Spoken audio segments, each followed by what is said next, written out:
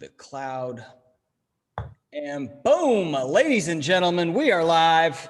We've got Rod Rullman. I am Coach Damon Wilson. Welcome to this training session that Rod is going to put on. Rod so graciously reached out after our last one and said, let's run it back. Let's do another one. And Rod and I were just chatting before we hit record, or before we hit go live here, about an ESPN Sport of Science series that they did on lacrosse goalies.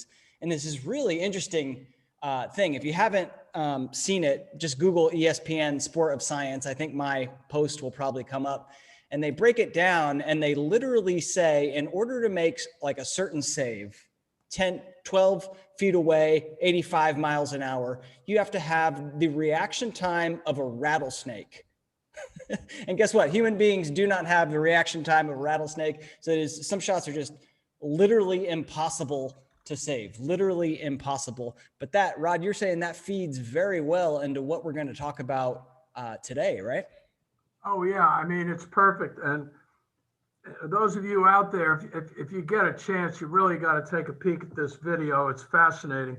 And basically, I think what we're going to try to talk about and try to do it in as simplistic way as possible this evening is really an art of running your defense.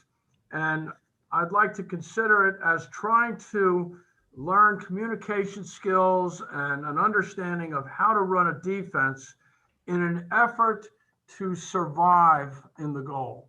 And what I mean by that is, you know, as you well know, I played moons ago when shots were measurably different. Oh, there were some very great players that played against me and had very hard shots, but much different than nowadays. And, you know, I just want you all to know, and Damon certainly is the exact same way on this, we have a great deal of sympathy for what you all, whether it's a boy or a girl in the goal, because the girls nowadays are throwing some heat as well. And the bottom line is we have a great deal of sympathy for what your job is. We understand it and we get it. And I in particular absolutely get it, even though I'm 67 years old and I've only had but so much exposure to these 9,500 mile an hour cannons back when I played a little bit of club ball. But the bottom line is you have an extremely difficult job. And one thing that Damon points out in that video as well, and really I suggest you see it, he points out that when somebody gets a shot at 10 yards, 12 yards, time, space, hands free, winds up and lets that ballistic missile rip and you miss it.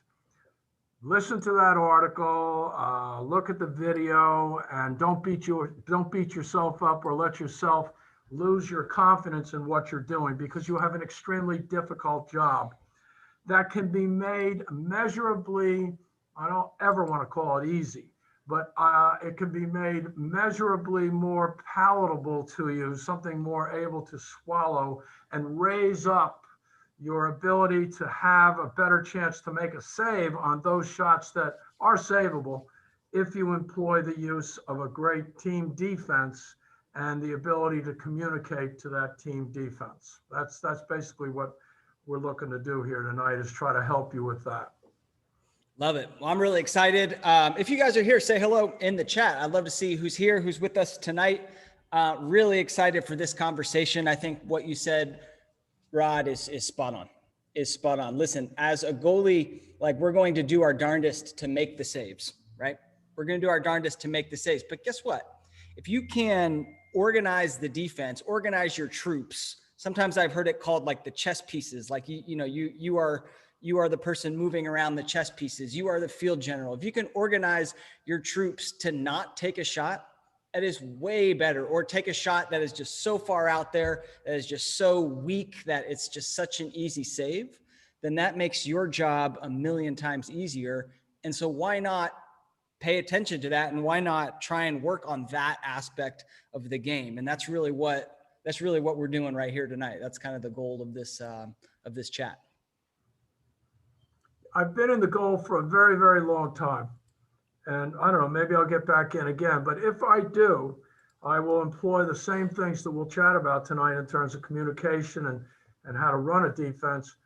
And, you know, to be honest with you, folks, that I truly, honestly believe that the reason I was able to stay in the goal and play at various levels. I never was able to go off and play in the pro leagues or any of that stuff, but I had a lot of fun in the tournament circuit and also in the club league, and played with my son for 6 years as well, and experienced some of those types of shots, but not often. And not, or I shouldn't say, I didn't get them a lot. And the reason I didn't get them a lot is because for many, many, many, many years, and even back in my Virginia days, I was blessed with very good defenses. And a very good defense to me is not only a defense that's got plenty of athletes and guys that work hard, but equally important is a defense that will listen to the goalie. And I have found, and I know that when you win a game and your offense scores lots of goals and you walk off the field with 3 saves and you really don't feel like you're really a part of it and all that stuff, to me, that's nirvana. If I can get a defense to play that well to limit the number of shots I got to fool with, I'm a happy guy. I don't need the big saves and all that kind of stuff. But you have to have that defense ready to roll and do that. And I was blessed with that for many, many, many years in the years that I played. And I am convinced that that is the absolute number one reason why I was able to play as long as I was able to stay in there, because I was blessed with such great defenses that listened. There's a problem in team defense, and that is there's a sort of a differing opinion nowadays, perhaps in coaches, as to whether or not the actual team defense or the actual goalie with a big mouth like me is absolutely necessary in this day and age and the type of game that's being played and so forth. I have had some coaches tell me that they don't worry but so much about their goaltenders talking, because they figure the goaltender has plenty on their plate to worry about, much less trying to run a defense. I get that, and I don't necessarily disagree with that. I've had others tell me that a lot of times the defenses just don't listen. They're too busy dealing with other things and so forth and so on. I get that as well. But again, from my experience, and I don't necessarily disagree with that. If it works, it works. Like I say, I don't care how you play the goal as long as it works and you're comfortable and happy with it. But the bottom line is, I have never experienced a team defense of guys. I've even joined teams for a guest appearance, and I've never played with their defense. And I've simply got them in a huddle and said, if you guys would humor me and just let me get my yap going and just listen to me, trust me, I'm not going to hurt you. I'm not going to put you in bad positions, but please just listen to me, and I think I can help you out. I've not had a single one come to me and say, hey, that didn't work. I mean, it's really distracting and so forth. I've never had that happen. But what I have had happen, and this is really, believe it or not, it's kind of what you're really trying to achieve when you're running a team defense. And that is, I used to run the ball periodically downfield because I couldn't pass very well. But when I ran it downfield and came back, I was many times measurably gassed. So when I got back into goal, sometimes I would take 30 seconds or so to catch my breath. And I would literally, on many occasions, I would literally hear guys yell back to me, Rodney, are you all right? Where's the ball? What's going on? Are you okay? What's the story? Okay. That means I have my team defense in a frame of mind where they're actually relying on me. And I want your team defenses to get there as well with you. Now, I don't know if there are any coaches on this tonight. I would be delighted. One thing that I notice can be a problem, and you got to work with your coach on this, is your ability to convince your coach that you know what the heck you're doing, that you know what you're talking about, that you've learned some things. And I'll talk to you a little bit about different things to say, but you got to get the coach to see that you know what the devil you're doing and what you're saying, because you got to remember, if you're going to be the puppeteer and you got 6 puppets in front of you and you're going to run the show, you got to make darn sure you know what the heck you're doing. Otherwise, you'll screw them up. And once you do that, that's it. They won't listen to you. Right. So what you got to gain is the credibility from the coach.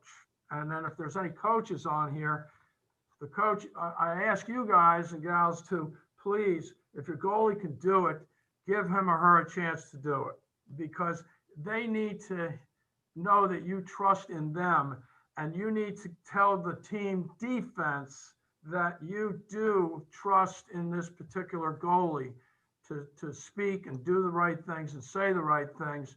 And that it's a two-way street. You're giving your goalie credibility, and us guys and gals as goalies, we got to convince our coaches that we know what we're doing. So do you want me to explain a little bit on that?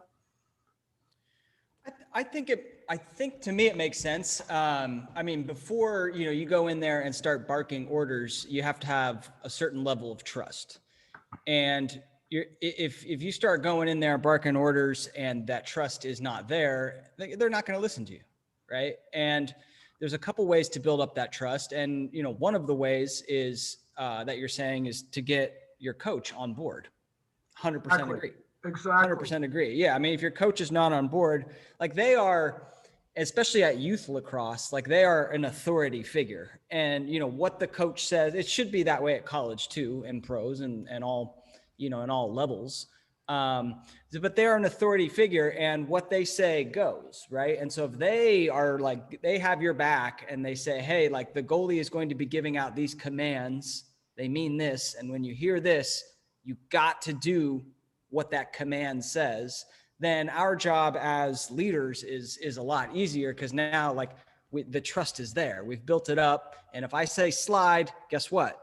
Guess what's going to happen, right? We're not waiting 2 or 3 more steps because that defender thinks, oh, no, I'm not going to slide yet. That was way too early. Like you go when you hear the goalie's call. That kind of summarize it.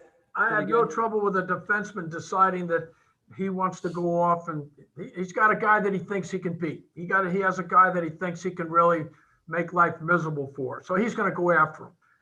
As long as the guy tells me that, that's great. I got 5 other guys to puppeteer, and we'll make sure that we got his back if something goes wrong. So it's not to say you're the leader of the defense and they better damn well do what you tell them to do. That's not what we're saying. It's a team kind of thing. There's a certain aura about it where you rely on them and they rely on you. And if you do it right and they play for you, that's what you want, is a defense that will play for you. All right. Now, there's responsibility involved here. And this starts even early on. I don't care if you're in middle school or where. This starts early on. Us goalies, we need to be able to stop a fairly decent percentage of what are termed to be reasonable outside shots for us to save. The defense is responsible for taking care of that nonsense that goes on inside, where guys get open, nobody's covering cutters, people are standing behind the goal unmolested by a defenseman, and the attackman gets the feed at will. All right, you're getting tore up in there simply because the defense is not playing and doing their job. Their job is to stop that nonsense inside. That's a bad place for an offensive player to go. Let's put it that way. But you're responsible for making saves on the outside. 2 different responsibilities. Sooner you get that in your canoggins and they get it in their canoggins, then you can start running your defense to try to help them, to give you a better chance to stop that outside shot. Okay. And that's how you get them in position and you keep them moving. And, there are little things you bark out. This, we've all been taught. I don't know what's going on nowadays. I mean, I remember one time a club that I played on years and years ago, when I was a kid, they had a number system where left behind was 1, center behind was 2 and 3 and 4 and 5, but all the way around. Fine. If it works, great. Then some people do left behind, right behind, and it takes a while to get used to that. And sometimes it takes goalies like me. It takes a little bit of time to remember left from right, and what is what, blah, blah, blah, blah. But I go with your standard left behind, center behind, right behind. I think the best way that I can explain to you communication with your defense is to be very, very candid. Get away from this left behind, center behind, right behind, check. All right. You will put your defense to sleep. All right. And maybe, Damon, this gives me a chance to talk about the thought process of being a defender. If you're covering an attackman behind the goal, think like an attackman.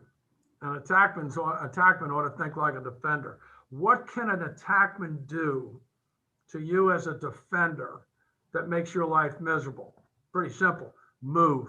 Make the defender chase you around the field. Off ball, move. Make the defender have to be concerned with you. When you're behind the goal as an attackman, now you're a goaltender thinking for the attackman. If an attackman's behind the goal, will the attackman be happier if your defender stands there with his stick to the side looking at him? Or will he be happier if the defender has his stick, the head of the stick in there on his gloves and pestering him? Which one do you think the attackman would like? I hope you agree with me.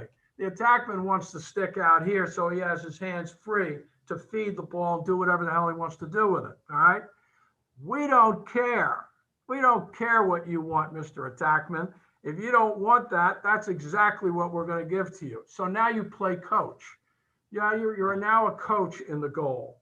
Here's your defender. He goes out and he does this stuff. They all do this, all right? You got to be the coach. So right away, you got to go move left, move right, or wherever you want to get them to match up, and then get your stick in there. Get your stick in there, all right?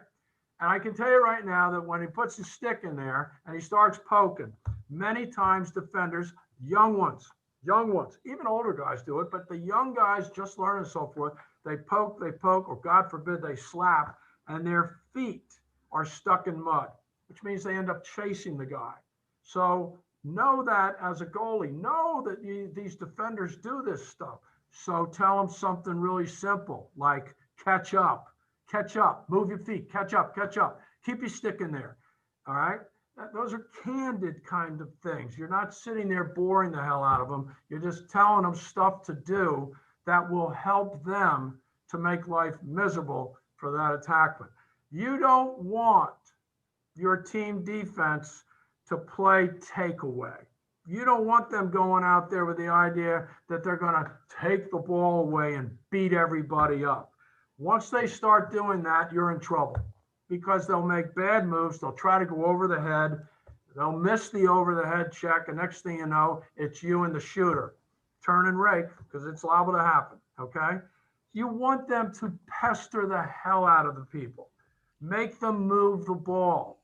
Believe it or not in the older ones, but the more you have a team moving the ball around, the better odds they'll end up throwing it away. Watch them.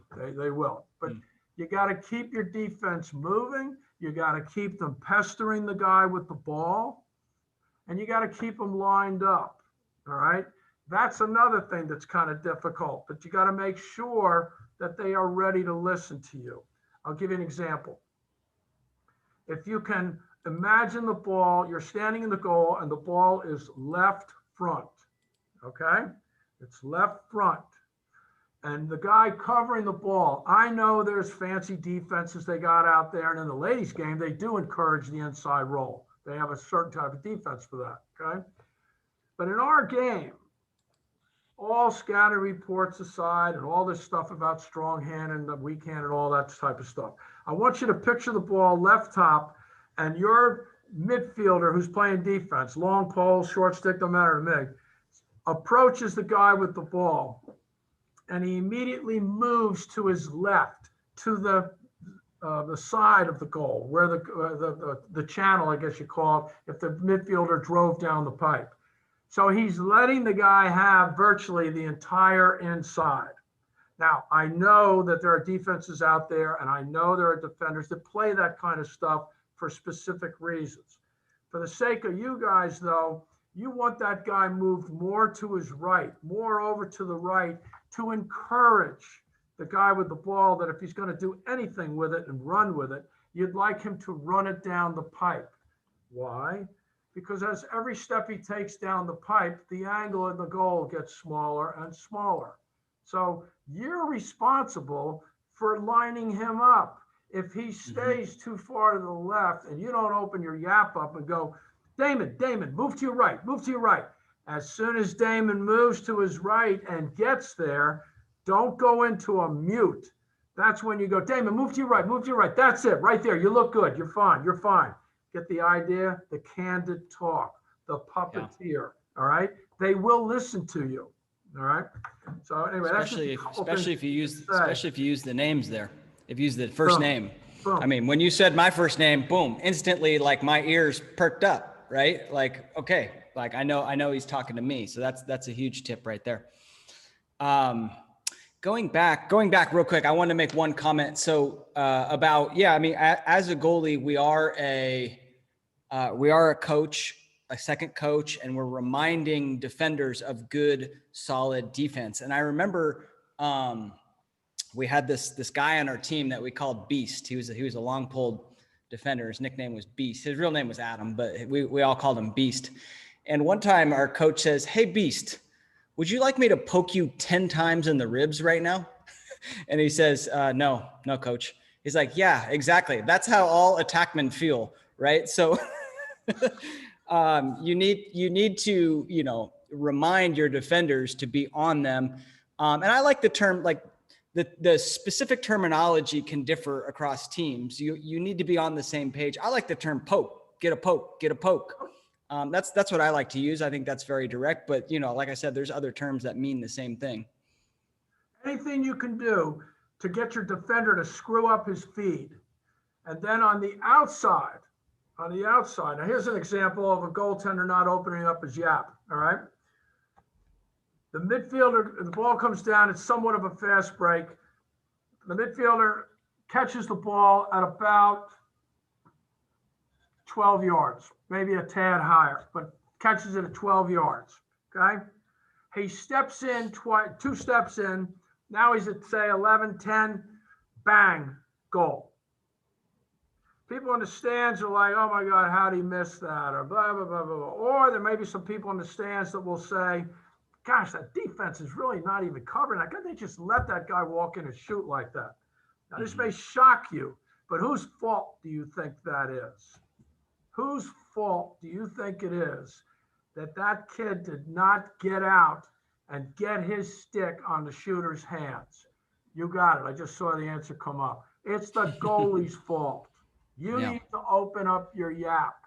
You need to tell him, get out, push out, get to his hands, work his hands. If you don't, you deserve what comes because you're allowing, remember what I said earlier, time and space, hands free. Then you're in trouble if you don't get someone there. Get someone to his hands, get them to keep moving their feet, and you'll get them to perhaps take a little speed off of that shot. Shooters love stepping in and ripping it. It's a little different for them when they have to shoot on the run, all right? When they're shooting on the run, that's when you help them as well. Picture this. Now, you notice I'm telling you to picture things. Away from the field, and this is how I learned a lot about talking in the goal. I used to just simply close my eyes and envision different things in the game. Front swings, when a guy gets the ball center top and goes left or right, and he's running with it and he shoots on the run, okay? I'm picturing that. Well, if you got a guy who catches the ball, picture it. The guy catches the ball up top in the center, and he makes a fake to his right, comes back left, and starts driving to the goal. And your man is 2 feet behind him. He got wasted. You got to get him to catch up. You get him to catch up. You got to encourage him. The guy's not ready to shoot the ball, but he's going to be shortly. So you got to get him to catch up, catch him, get to him, all right? So that's another way you puppeteer them, all right? Talk to them. When a guy has the ball right front and he's coming down the pipe, got it? He's got it right front and he's coming down the right side of the goal. He's got his stick in his left hand, okay?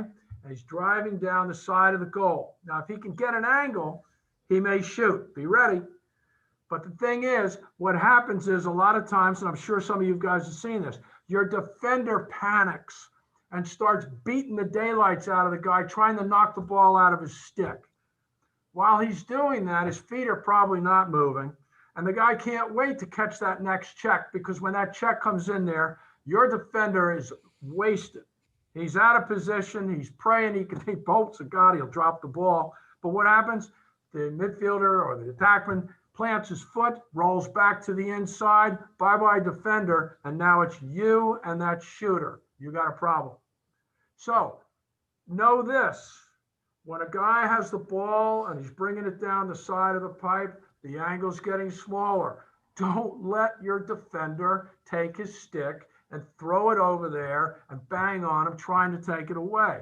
That's when you go, ball's right top. Damon, you're fine. Damon, move to your left a little bit. I want Damon to make sure he's encouraged to go down the side. Damon, move to your left a little bit. That's fine. And as the guy starts to drive, catch him, catch up, stay with him, keep your stick in there, leave it in there, catch up, you're fine, keep running, run with him. I'll let you know when you're behind, I'll let you know, and do it. As soon as that guy breaks the pipe and goes behind, you yelled at Damon, you're behind now, you're behind. That tells Damon a whole different mindset about now how he's going to play behind. See? Puppeteer. Now you got to get Damon. Damon, get to him. You guys have got to learn to realize when an attackman's one of two things. He's a dodger or a feeder when he's behind. A dodger or a feeder. Okay? You can tell when he's looking to dodge. You can see what he's doing. Most of them, they have no intention of trying to give it up, but they may. All right, be ready. But you can also tell when he's a feeder. And when he starts looking, he's looking, and he's moving, he's diving, but he's got two hands on his stick. Most of them, unless it's a Canadian, I've seen those guys, they'll feed from anywhere. But the bottom line is with one hand on the stick. He puts the second hand on the stick, there's your feeder. Now, your midfielders out front will only stay with those middies, but so long. They can't follow them forever. You let an attackman stand behind the goal, and your defender is not giving him some pressure on his hands. That's a mistake, because eventually that attackman's going to find someone open. Now, for the benefit of your coaches, all coaches have their own type of defense in terms of how far out they'll let you go to pressure a guy behind the goal. You listen to your coach. Don't you listen to me. When I'm in the goal, it's not real fun for my defense, because every team that I ever played for, we always pressed out and pushed the ball, made the ball move, all right? But your coach may not want your defenders going out but so far. But wherever they're allowed to go, you got to get them out there, get them to work the hands, help out your midfielders out there, because they're trying to stay with cutters. You need to realize that guy's a feeder. My defenseman has his stick on the ground. Not a good place. You got to puppeteer him. Get your stick in there. Work his hands. Move your feet. That kind of stuff. Love it. What about, I think you kind of touched on this a little bit, but that level of talk certainly requires like a little bit more of like being advanced in the goalie to balance both that level of communication, but then also, focus on the ball. Cause you can get so caught up in saying like, all right, move to the left a little bit. You're good now down the right. And you get so caught and there's the shot and you're like, crap, I wasn't even ready for that. That's why our job is so hard. So let's talk about that a little bit. So if I'm a young kid listening to this and I go, wow, I'm trying to do all this communication. I don't expect you to do all this stuff that I'm talking about right now. These are just kind of things you swirl around your head as things that you develop as you mature in the goal, getting older. All right. Yeah. Every high school kid, when I used to coach at a school here in town, every single one of my goalies was trained how to speak and how to do it. And I expected them to do it when they were juniors, sophomores, juniors, seniors. All right. You young guys down there in the middle school and even younger, what you want to get used to now is the goal is not a place for a timid person. Don't be embarrassed to open your mouth. Don't be embarrassed to say left behind when in fact it's right behind. Don't worry about it. Be loud but clear and directional. Get confidence in your ability to at least say, ball's left behind, watch my cutters, center behind, left top, okay, that kind of stuff. The basic stuff that can put a defense to sleep, but in the early going of your lacrosse career, you got to get used to the confidence to actually open your mouth and speak and say some things. You learn all of this other stuff as you develop in the game. It doesn't come overnight. All right. And Damon is right. Coach Damon is right. This is a difficult thing to master.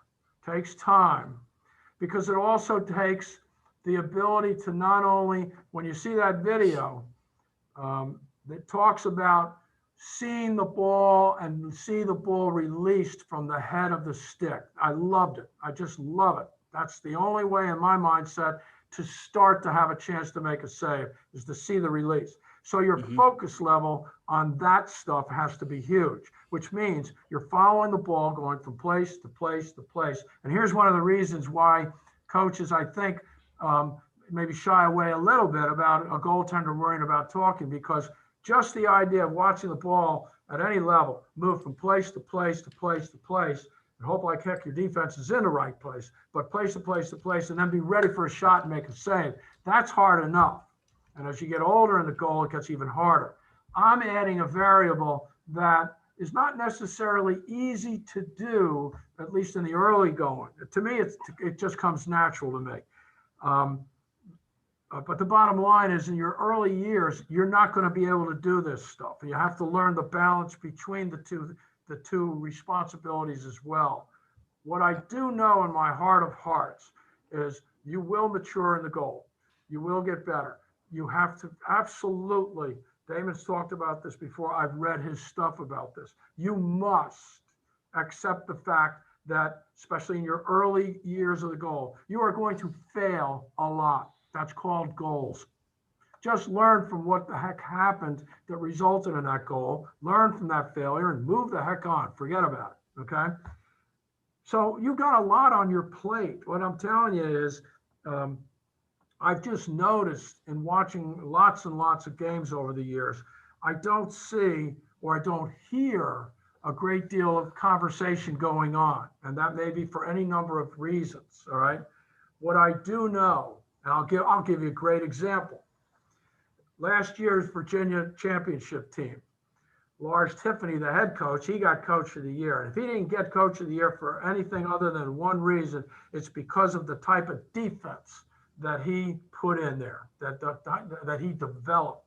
And when he first came to town, I had dinner with Lars and we chatted a little bit about it. And he said, you're going to be really happy with this, because I'm bringing with me an aggressive defense. And yes, I am delighted. Aggressive means a defense that is a pain in the neck.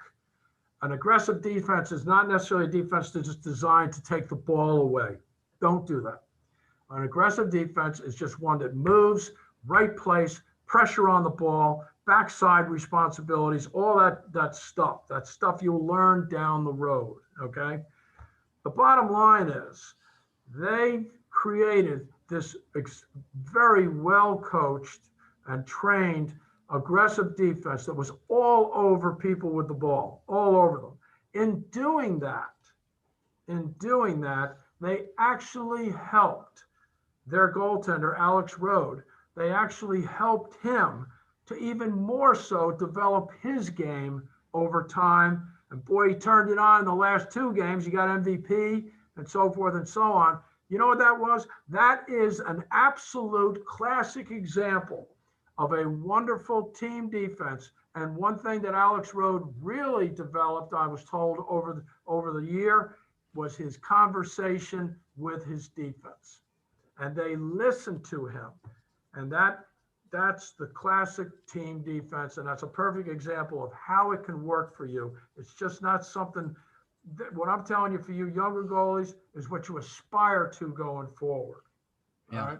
And honestly, if you decide in your latter years that you're going to develop this, and in high school or whatnot, you really develop a really good ability to run a defense, and you're confident, and coaches know that and hear that, they're going to like that come recruiting day.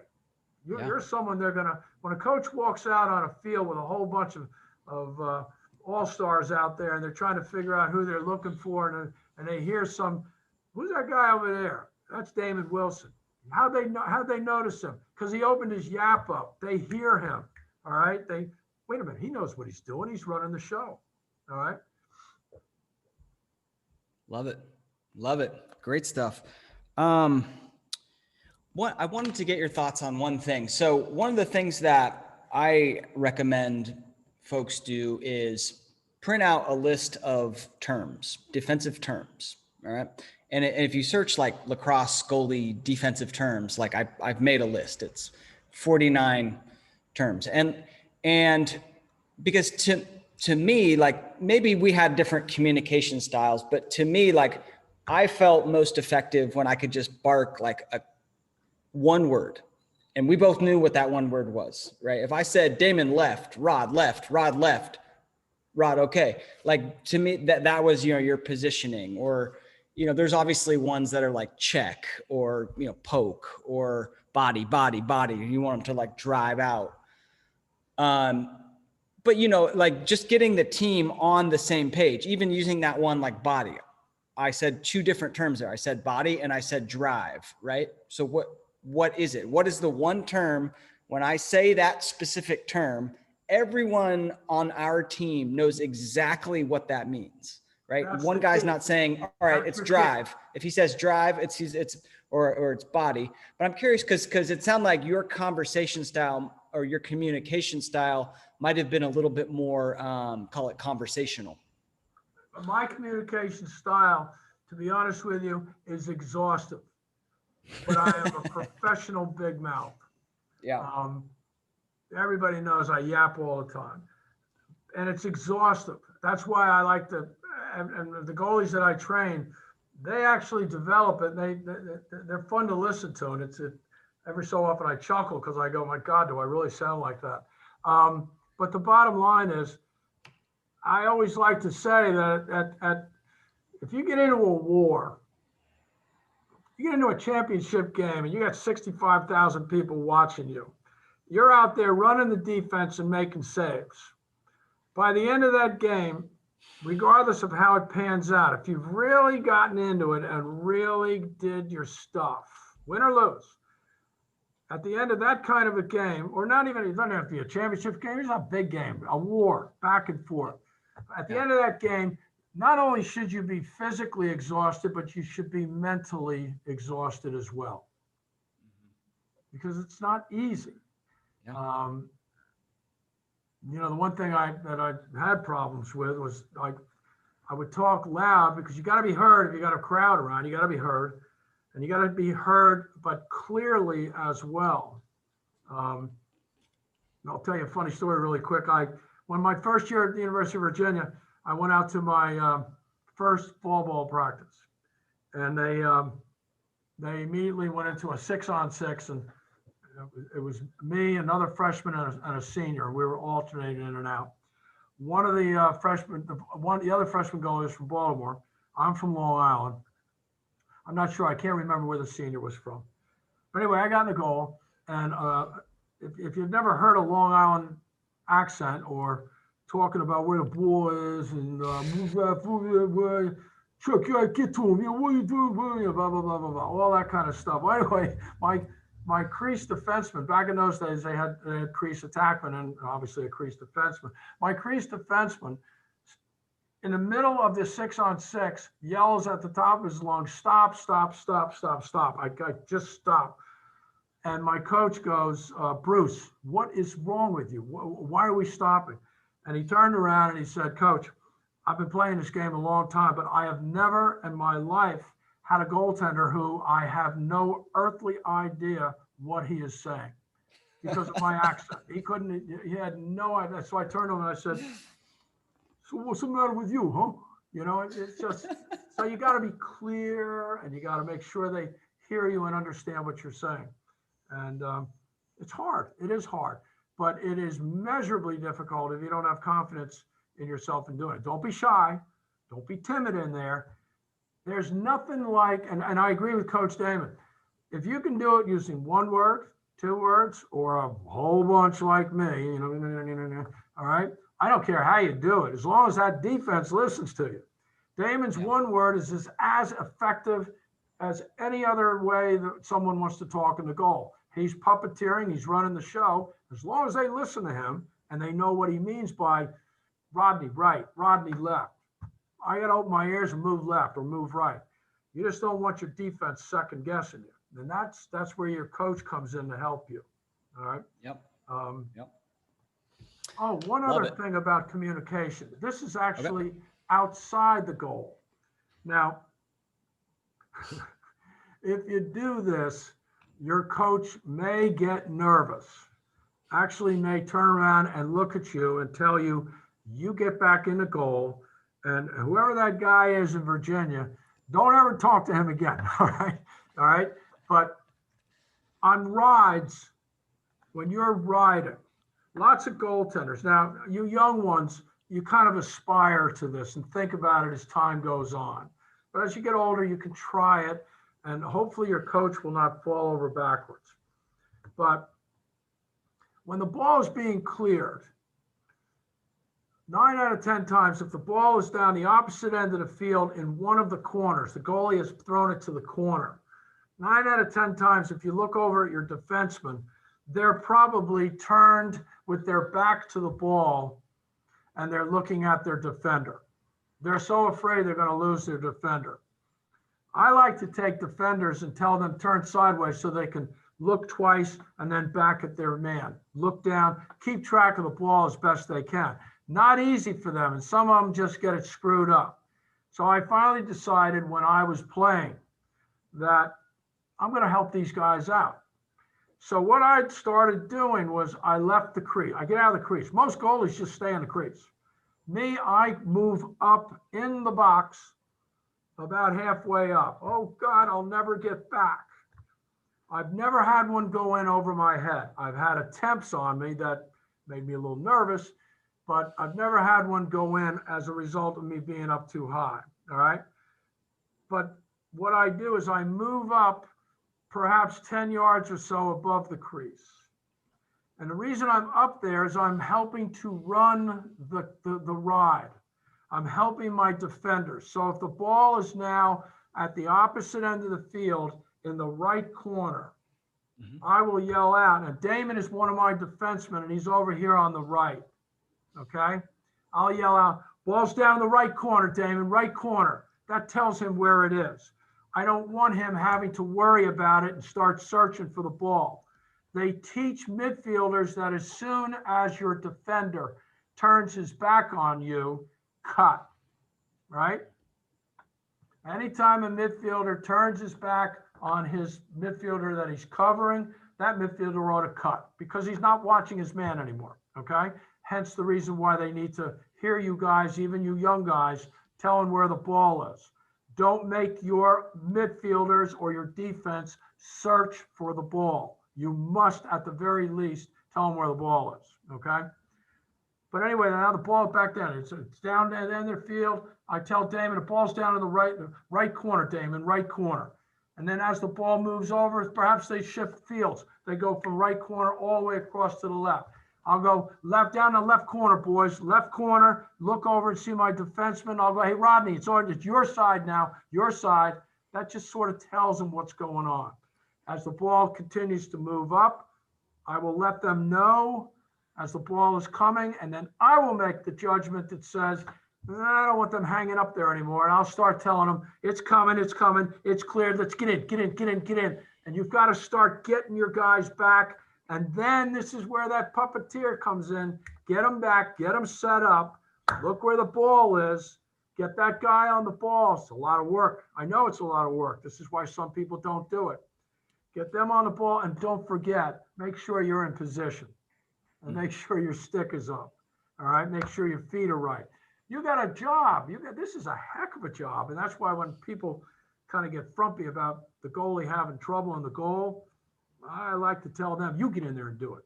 You get in there and experience what that kid's going through, all right? And anyway, that can help your defense that way too. But your coach may get a little nervous with that. One other thing that is helpful in is when defenders bring the ball up, sometimes a midi will cut. And that ball, he tries to thread the needle. That ball gets through. And I like my defensemen when they're up, I like them to check sticks on a through ball. I'll just tell them, I got it. I'm already up. As soon as that ball is thrown and that ball's getting through, that's my ball. I'm going to go get that, all right? That is something you learn down the road over time, because as soon as you go get that ball, you're gonna be like a honeycomb, because the bees are coming and they're gonna come at you hard. So when you get the ball and now you have control of the ball, now you got to figure out where you're gonna put it. But you get that ball that gets through. All right. Mm-hmm. Some coaches will let you do that. Others will get nervous about that. And I fully understand that too. But I do develop that in the kids that I train. Love it. Love it. A goalie on, Alistair, asked a question a while back. And by the way, if you guys got questions, drop them in there's a little Q&A box. It was basically when you were talking about, that defender back at X or behind the goal and getting a poke. And should we tell the defenseman in this scenario to keep their stick up in the air to maybe intercept a pass? No. And, well, I'll tell you this, like at certain points, like whether it be man up or like just regular team defense, you will kind of notice like your defense just forgets. Your defense just forgets to get the sticks up. So sticks up, sticks in the lane is definitely a call that you're going to use like very often, because you just notice like after a while they forget, and then boom, they hear this loud call and boom, all of a sudden their sticks are in the lane. I think in that specific scenario, you prefer a poke. If you can't let an attackman just stand back there hands free, because that's a very tough play to defend, right? You're not facing any of the action. You're facing the ball, and then you got to turn and kind of all of a sudden, make a save. So that's a tough play to defend. So get a poke in that situation. Yeah. In other words, some guys will run up to a defender, to an attackman, and they'll have their stick up and they're kind of waving it and so forth. Most times, what I would like to see you develop is the ability to be a pest. You're not being a pest when you do that, because most of them aren't going to. Maybe some of the young kids, really young attackmen, will try to throw it through the stick or whatever, and you make an interception. It looks great. But I'd like you to think more moving up in your level of play, where when a guy has the ball behind the goal, he's a feeder or a dodger. And that's where his danger is. He's a feeder or a dodger. And if you miss that, if you just do this, his hands are free. Attackmen love it when you don't work their hands, when you don't give them a little poke. I'm not real fond of slap checks, although defenders that I've played with do it, but then I'm watching their feet. I'm making sure that they don't get behind and they catch up. And that's the next thing that I develop going forward is I know that slap checks can result in people chasing their guy because their feet slow down. So you want to keep them going. But in answer to the young man's question, when the ball's behind the goal, again, this is your coach that's got to give you guidance on this as to how far out they'll let you go and actually pressure a guy. But wherever you are allowed to go and that attackman has the ball, do not approach that attackman with the idea you're going to take the ball away from them. They want you to try that, because then they'll beat you and then you'll have a problem. You want to go out and pester him. You want to make him move the ball. You want him to realize just laying your stick constantly over the guy's lower hand, on his hand, will aggravate the hell out of them. They don't like that stuff. All right. Mm-hmm. And sometimes they'll actually push it away. They just get pissed off about it. You just boom, boom, boom, throw the poke, throw it, keep your feet moving, throw that poke, pester. All right. They won't hold on to it very long. All right. They'll either feed it, try to force it, or they'll pass it off to the next guy. That's when you got to get yourself back to where you're supposed to be, off ball, so to speak. Now, the goalie can help with that too. I mean, a little bit as you develop going forward. Another question? I got a question for you. So I have actually just recently, I've interviewed back-to-back Long Island guys for the podcast. Sean Scanoni, who's in the MLL, and then this other Long Island guy that strings up a lot of sticks. And I mean, I don't know Long Island all that much, but it seems like part of the culture is very loud, very boisterous, very like these guys love talking. Like they're New Yorkers, right? It's part of the culture. So like, and that makes a great goalie. But the question is like, what about, I don't know, if you're from California, from Seattle, you're from a part of the town where like you're not that naturally as boisterous, as loud. How do you develop that? Well, an old friend of mine many years ago told me you can't expect someone to change their personality, but you can ask them to try to tweak it. So my answer to you is try to tweak it as best you can that fits your personality. Again, don't be shy. Don't be timid about it. Don't think of yourself as the boss. All right. Whatever you do, don't rip up your defense when they make a mistake, because a lot of times it's our mistake too. But as far as actually developing it based upon, some people are different. You're exactly right, Damon. We're not real hard to get a New York guy to talk. But, all I can tell you is if you give it a whirl and try it and try to tweak your personality a little bit to raise that up, but don't be afraid to make a mistake. Learn from the mistakes that you make. All right. Try small steps. See, everybody gets psyched up to do something when they realize that what they just did actually made an impact in some way. Wait till the first defender turns around and says to you, "Hey, great talk, Damon, great talk." And like I say, you want them to kind of depend upon you after a while, and that's years out, out. But it's not easy to do. Yeah, no, that's a great point. It's just, modify your personality and really amp up, that side that needs to communicate.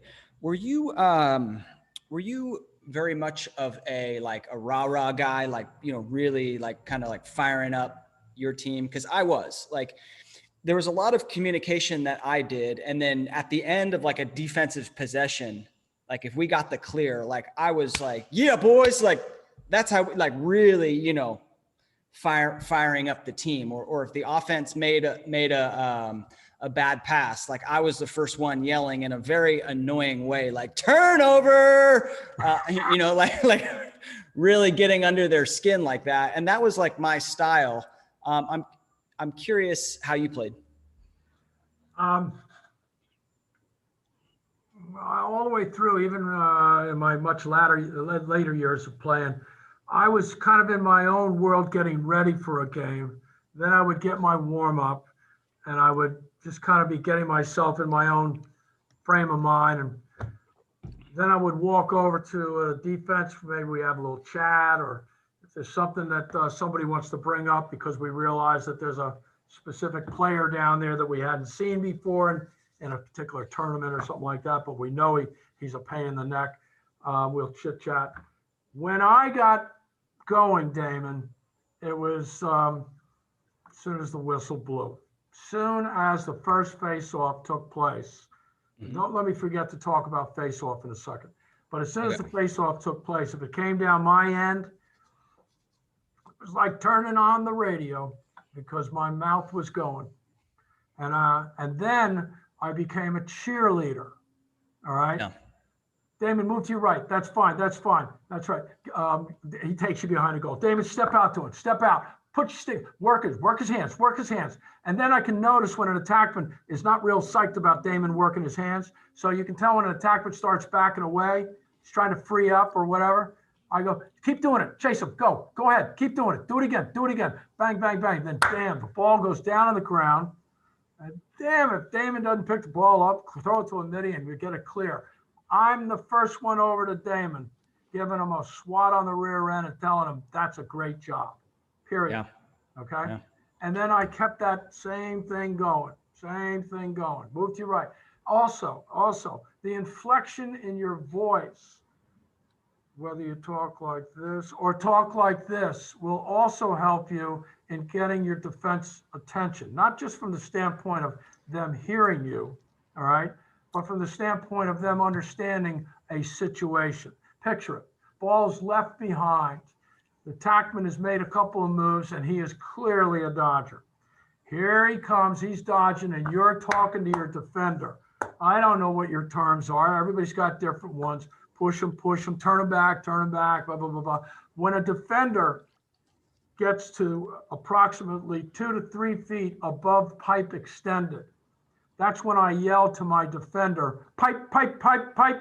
That tells the defender he's got a couple more shuffle steps before now we're talking about him breaking the plane of the goal. Now I've got a bigger problem, okay?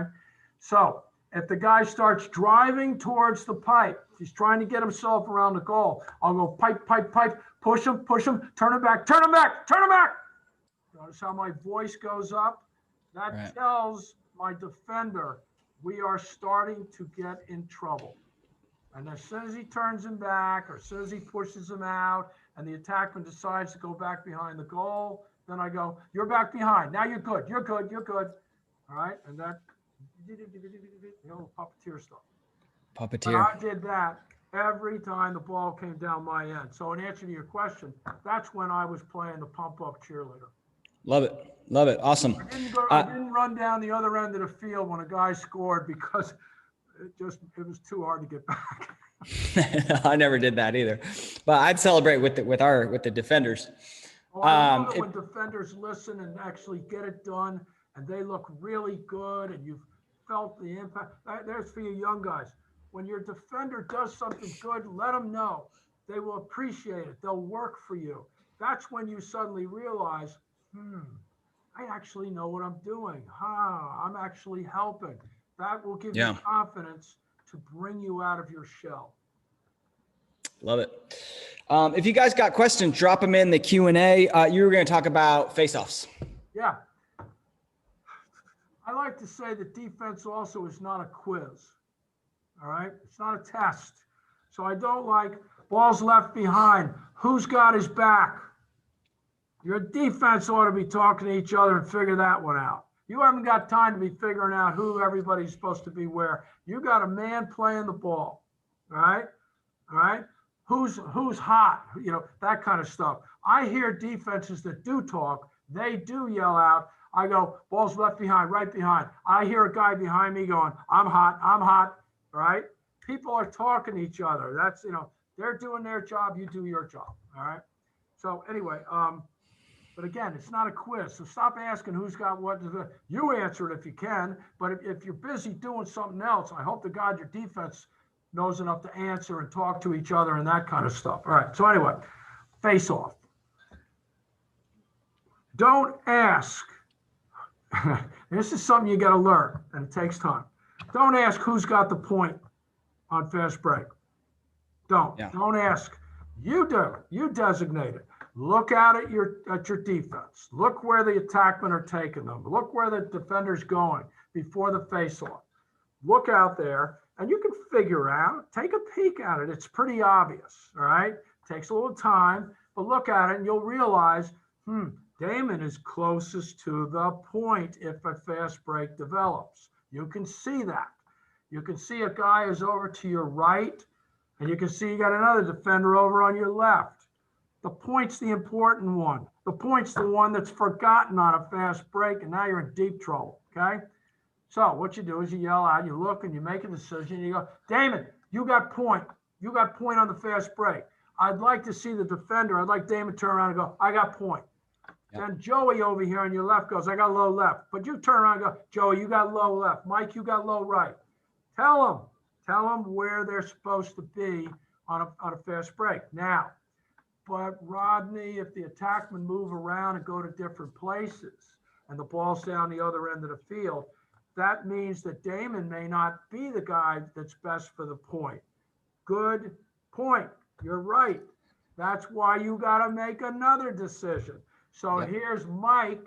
Mike's guy decides to go up top. Damon's guy decides to go down near the crease. Damon's no longer good for the point. Hey, Mike, you got point. Damon, you take low right. All right? Talk to them. And I'm telling you, it can really work. And the reason it can really work is because suddenly a fast break and they are looking at each other like, who's got the point? Too late. Too late. That ball's already down here. In college ball nowadays, they don't waste a hell of a lot of time running. They all pass really well, and they get it there quickly. So you got to have guys that are ready to go. So on the face-off, before the face-off, you establish the point. Every single time. Yeah. Every single face-off, every single time the ball's in your offensive zone, you're reiterating that because it's super easy to do. and you might as well get organized because, like you said, Rod, fast breaks can happen in a second.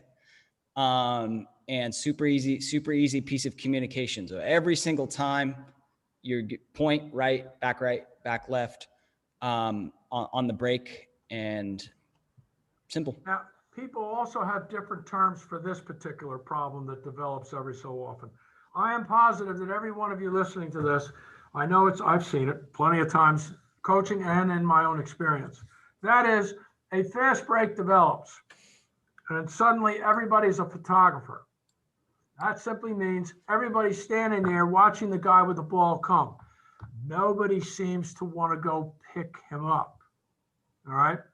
You need to recognize that when the ball is coming downfield and you got people coming back and getting to spots and so forth and so on, above all, make sure, and I've yelled this out constantly, stop the ball, stop the ball.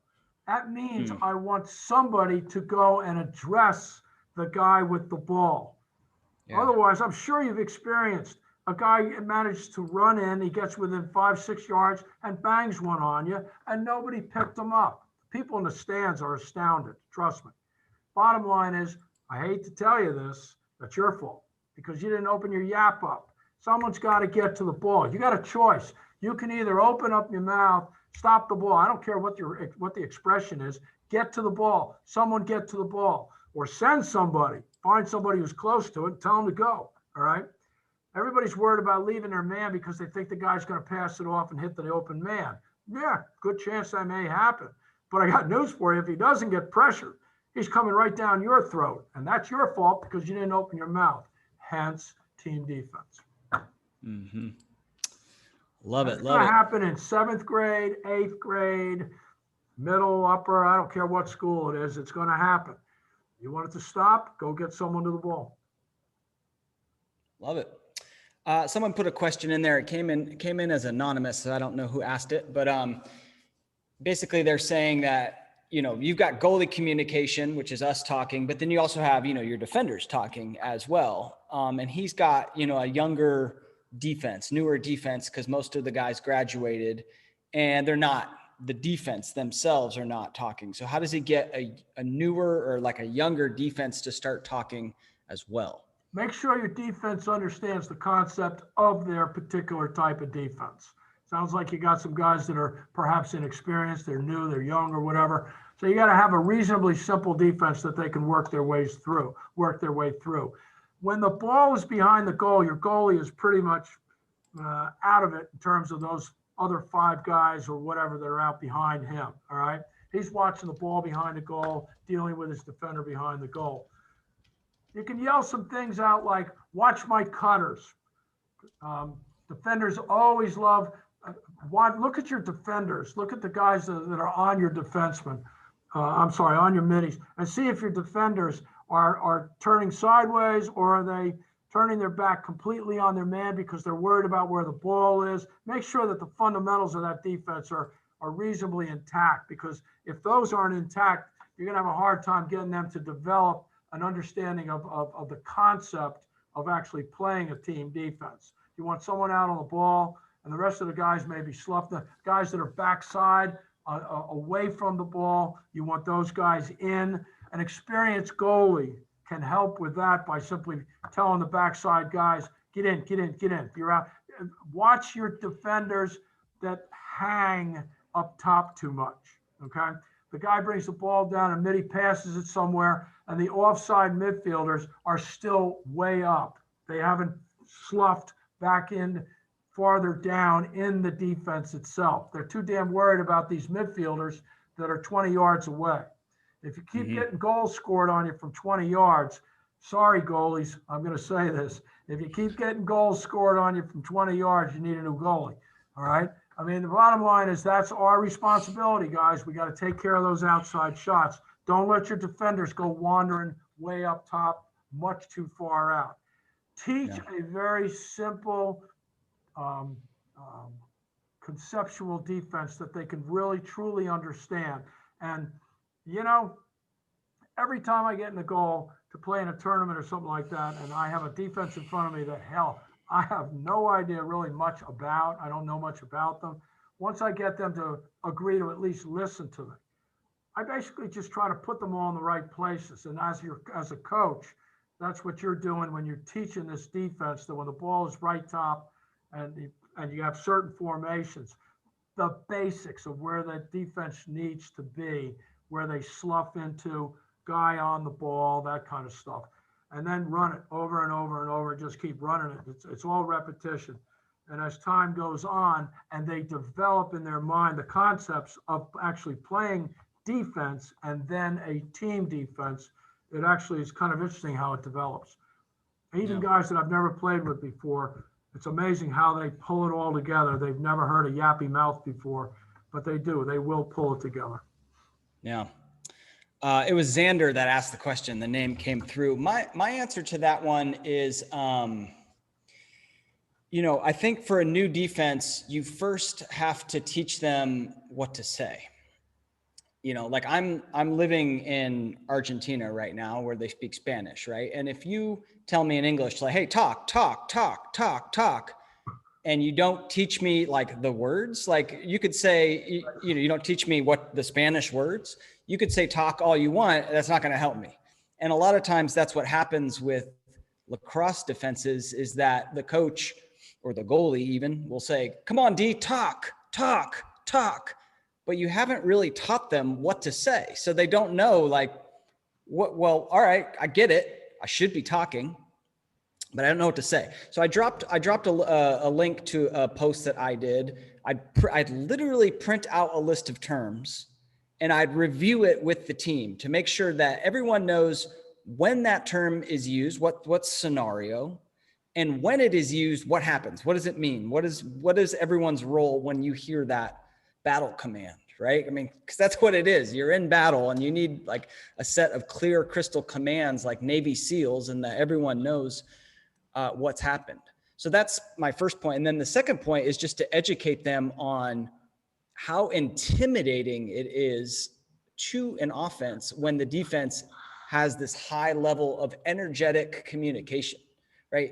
So you're adding this whole other element to your defense when you do that. So I think there's 2 David, points. would you agree that a defense that talks and a goalie that talks gives an impression, who knows, we might be lying, but gives an impression that we are real organized and we're ready to make life miserable on you, that we can actually at times talk an offense out of doing something? 100%. Just because 100%. we sound so organized. Yeah. 100%. Oh yeah. 100%. And let's see, there's this one goalie, I had him on the podcast, Jack Runkle. And he played for Loyola, and just fantastic communicator. And if you just listen to him, like, just so loud, so crisp, so clear, but also just so, what's the word? Like motivational. There's certain times when like, he feels the defensive energy kind of lull, and it is just like, let's talk it up green. Like just so much passion. And like, that's the goalie you want to play for. Yes. Yeah.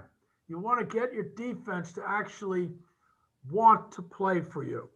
Mm-hmm. One way they won't play for you is if you start blasting them and yell at them and criticize them, blah, blah, blah, blah, blah. Remember, you have to get good at wearing responsibility for the poop hitting the fan as much as them. You've got to take responsibility for what's going on out there. Back to that question about a young defense. Yeah. As Damon said, if you don't teach them terms and teach them things to say, he's exactly right. They're going to be lost. So as you begin to teach these new guys your defense, teach them what to say as it pertains to balls center top, balls behind, left behind. Who's got the backup there? Well, you want to teach your defender to know that when he sloughs back and is in a certain spot, that he needs to open his yap up and say, I got your back here, I got your back, I'm hot, whatever the expressions are that they use nowadays. But you got to teach him to say that and to open his mouth up, all right? Just like the goalie needs to be taught When a guy's out too far, how do you get him in? Tell him. But move in, drop. That's fine. Don't just say drop and expect them to do it. Tell them drop. And as they start to drop, that's fine. Keep coming. Right there, you look good. Yeah. But you got to teach the terminology. Keep it simple to begin with. That's why you got to keep your defense a fairly simple, straightforward defense that still can be very efficient if run properly. Love it. Awesome. Well, we are past the hour mark. Rod, this has been so much fun. Thank you so much. What do you say we do this daily, huh? We got to get the daily lesson with Rod going. Well, anything else when you think about running a defense that you want to leave us with? Have fun. I mean, it is so much. I'll tell you right now, if you get butterflies before a game, good. You should have some nerves going, all right? Sure. The bottom line is there's no better way to get rid of those butterflies than to get into the game. Some people say, well, after I make my first save, I'm into the game. Here, this will probably surprise you. I had what was called a 2-goal rule when I played at Virginia. My 2-goal rule is you'll get 2 on me to begin with, but you're not going to get a 3rd on me until my offense gets me back one of those 2 goals. I always had a great deal of trust that my offense was going to help me. All right. So I give myself 2 mistakes, 2 failures, 2 goals, even if they're back to back. When I played in the 72 championship game against Johns Hopkins, I was a freshman, and it was a whole new world for me. Back then, anybody could call timeout, not just the coach. Anyway, Hopkins, I think within the first minute or less, Hopkins scored 2 goals. Boom, boom. Okay. After that second goal went by me, I turned to the referee and said, timeout, and jogged over to the sideline to where my goalie coach was. And while I'm sitting there having my own little private fit, because I'm getting lit up, that's when I decided this is going to be my 2-goal rule. And I knew I had a great offense at the other end of the field. And I knew this was going to be a war of a game. So I remember a guy coming up to me and telling me, and a dear friend who's since passed away, he said, Rodney, you're a good goalie, but you're not a great goalie. Get back in there. He was right. Get back in there. Do it. So I went back in and settled down, and I really pledged to myself, okay, you got 2. You ain't getting that 3rd until I get 1 back. And my offense got me 1, and then they got me another 1 back. Then it went 3-2 them. And back and forth. But that was my way of chilling out and getting ready and allowing things to fall into place. Now I have a 2-goal rule, but I also, as soon as possible, as soon as that ball comes down my end, my mouth opens up. I get into it in a big way, talking to guys, candid conversation. We have a goal as a team defense of making lives miserable. That's it. We're not trying to take the ball away from you. We're just going to make you wish you didn't hold on to it very long. Okay. And I get into it. Once I get into it, those butterflies are gone. They're gone. Yeah. I mean, once the game starts, once you put the jockey up on the horse, that horse runs. Nothing else you can do. Have fun with it. Really, I'm telling you right now, have fun with it. I got news for you. I love to say that teaching the goal and learning the goal is a life lesson, boys and girls. It's a life lesson. Learning how to communicate and talk to your defense, being constructive, being positively constructive, or what's the term, Damon? It's escaping me. Being positive. Everything you're saying is constructive, even though it sounds like you're getting constructive criticism. I think is the one you're there. Looking It is for. Constructive criticism. Yeah. Okay. Yeah. And if your defenders can't take it, they've got that. That's a problem for them to work out. You know, hey, when I tell a guy move to his left and he ignores me, moves to his right, and his guy beats him, whether I save it or not, it makes a difference to me. I'm gonna walk out to him and just have a little conversation. I'm not gonna yell at him, but I'm gonna have a little conversation. What's the problem there? Did you not hear me? Blah blah blah blah. All right. But the fact is, it's a life lesson you're going to learn as a 7th grader, an 8th grader, to deal with your peers, to learn how to deal with failure. Remember, there is no backup for you in the goal. The only person that backs us up in the goal is the referee when he gets it out of the goal. Okay. Other than that, it's just us in the goal. You want to do everything you can do to make your life a little easier in there. Hence the communication, team defense. But if you get into it, God, is it a lot of fun. It is so much fun. And I don't care if I don't see a shot. I just love running the defense. If I get a shot, great. I just don't want one of those things on top of me because it's likely to go in. I love it. Well, I think we can leave it there. Thank you guys so much for thank you all for your interest. Yeah, I really appreciate it. Thank you all for showing up. Thank you for the questions. Awesome stuff. Let's say thanks to Rod. Thank you, Rod, for putting this on. I had a blast. I hope you did too. I can't wait. You know, I got family out in California, David. I'm coming out there. And when I get out there, I'm coming to you. Okay. Well, I'm in Argentina right now. We're gonna have to meet. We're gonna have to sync it up. But I'm coming back for Christmas. Bring yourself back, man. I want to meet you. I want to see you. Yeah. I'm coming back for Christmas, so I'll be there. I'll be all there. All you people that are learning from Damon and listening to Damon and tune in and learn all the podcasts and stuff like that. This is very good for you. This is great. You got a great coach there. Yep. Thank you, Rod. I'll leave it at this. Rodney Rullman. That name just sounds fast. Have a great night. Take care. You all be safe. Merry Christmas, y'all.